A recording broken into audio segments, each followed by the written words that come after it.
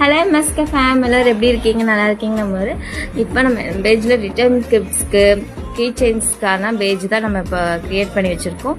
இதில் என்னென்ன இருக்குன்னு வாங்க பார்க்கலாம். அவங்களுக்கு பிடிச்ச மாதிரி கிஃப்ட்ஸை தேடிட்டு இருக்கீங்களா, அதுதான் நம்ம பேஜ். என்னென்ன கலெக்ஷன் இருக்குது வாங்க பார்க்கலாம். ஃபஸ்ட்டு வந்து ரெசின்ஸில் ரவுண்ட் ஷேப் நம்ம பேஜில் அவைலபிள் இருக்குது. அதில் வந்து ஃபஸ்ட் டைப்பில் என்னென்ன யூஸ் பண்ணுறோம்னா ஃபோட்டோ அட்டாச் பண்ணிக்கலாம், இல்லைன்னா அந்த மாதிரி ஸ்டிக்கர்ஸ் அட்டாச் பண்ணிக்கலாம், இல்லைன்னா double colour triple colour attach பண்ணிக்கலாம். டிரான்ஸ்பரண்ட்டும் அவைலபிளாக இருக்குது.